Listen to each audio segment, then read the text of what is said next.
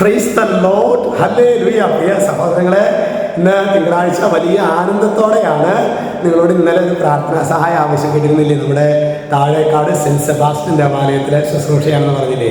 വലിയൊരു അഭിഷേകത്തിലേക്ക്, അത് ദത്തെടുക്കൽ പാരിഷാണ്. നമ്മുടെ ജെല്ലിപ്പാറ ഇടവക നമ്മൾ കുറച്ച് നാൾ മുമ്പ് ചെയ്തായിരുന്നു. അതുപോലെ തന്നെ ഇപ്പോൾ നമ്മുടെ ഇരിഞ്ഞാലക്കുട രൂപതയിലെ സെന്റ് സെബാസ്റ്റ്യൻ ദേവാലയം വികാരിച്ചനൊക്കെ നല്ല കട്ട സപ്പോർട്ടാണ് കേട്ടോ. അച്ഛനെ ശരിക്ക് ഈ ഒരു കാര്യങ്ങൾ പറഞ്ഞപ്പോൾ അത് പള്ളിയിൽ പറഞ്ഞ് ശരിക്കും അത് വലിയൊരു അതിനോട് ഒരു ജനം ശരിക്കും ഹൃദയം കൊണ്ട്, കാലാവസ്ഥയ്ക്ക് ഇച്ചിരി ബുദ്ധിമുട്ടൊക്കെയാണ്, പക്ഷെ എങ്കിലും പ്രിയ സഹോദരൻ, ജനം ഹൃദയം കൊണ്ട് യേശു എന്ന് വിളിക്കുന്നു, പ്രാർത്ഥിക്കുന്നു, വെഞ്ചിരിപ്പ് നടത്തുന്നു. അങ്ങനെ വലിയൊരു അഭിഷേകത്തിലേക്ക് കർത്താവ് ശുശ്രൂഷയെ വഴി നടത്തി.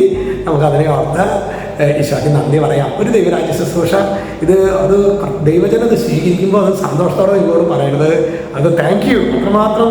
അപ്പം എനിക്ക് പാപിയായ എനിക്ക് ശരിക്കും ഇത്ര സന്തോഷം നൽകുകയാണെങ്കിൽ പിതാവായ ദൈവത്തിനൊക്കെ അത് എത്രമാത്രം ആനന്ദം നൽകുന്നതായിരിക്കുന്നു എന്ന് ചിന്തിച്ചു നോക്കിയേ. Price the Lord, hallelujah. പിന്നെ ഇന്ന് നമ്മൾ ധ്യാനിക്കുന്നത് എഫേസ്യസ് 5:10. ഇവിടെ വചനം വെളിപ്പെടുത്താണ്, കർത്താവിന് പ്രസാദകരമായിട്ടുള്ളവ എന്തെന്ന് വിവേചിച്ചറിയുക. അതായത് ഈശോയ്ക്ക് എന്താണ് പ്രസാദകരമായിട്ടുള്ളത്, മനുഷ്യർക്ക് എന്താണെന്നുള്ളതല്ല. എനിക്കാനന്ദമുണ്ട്, സന്തോഷമുണ്ട്, മനുഷ്യന്റെ വാക്കിനാലല്ല, ജീവനുള്ള വചനത്താലേ. ഇനി നിരാശനല്ല, ക്ഷീണിതനല്ല, സന്തോഷത്താൽ പൂർണ്ണനായിടും, സന്തോഷത്താൽ പൂർണ്ണനായിടും. കർത്താവിന് പ്രസാദിച്ചിട്ടുള്ളവ എന്തെന്ന് വിവേചിച്ചറിയാം. പ്രിയ സഹോദരങ്ങളെ, നമ്മുടെ ജീവിതത്തിൽ പലപ്പോഴും നമുക്ക് ദുഃഖം ദുരിതമൊക്കെ എങ്ങനെയാണ് വരുന്നത്, പ്രയാസങ്ങൾ വരുന്നത്.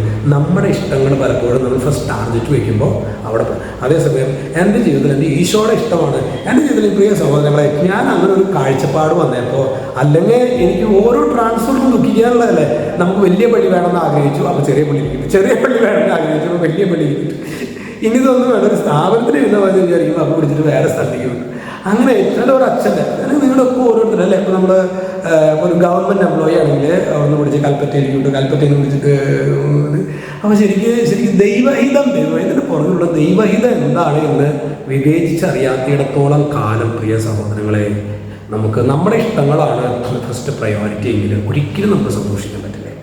എന്നാൽ എൻ്റെ ഇഷ്ടമല്ല, എൻ്റെ ഈശോയുടെ ഇഷ്ടമാണ് എൻ്റെ ജീവിതത്തിൽ നടക്കുന്നത് എന്ന് ചുമ്മാ വിശ്വസിക്കില്ല. അതങ്ങനെയാണ്. ആ ഒരു അഭിഷേകത്തിലേക്ക് വളർന്നു കഴിഞ്ഞാൽ അക്രമ കിട്ടും, അക്രമ കിട്ടി കഴിഞ്ഞാൽ രക്ഷപ്പെടും. ഹല്ലേലൂയ. കർത്താവേ, ഞങ്ങൾക്ക് ഈശോയ്ക്ക് പ്രസാദിച്ചപ്പോൾ എന്താണെന്ന് എൻ്റെ ജീവിതത്തിൽ സംഭവിക്കണം, സംഭവിപ്പിക്കും. ഈ ഒരു കൃപയ്ക്ക് വേണ്ടി നമുക്ക് പ്രാർത്ഥിക്കാം.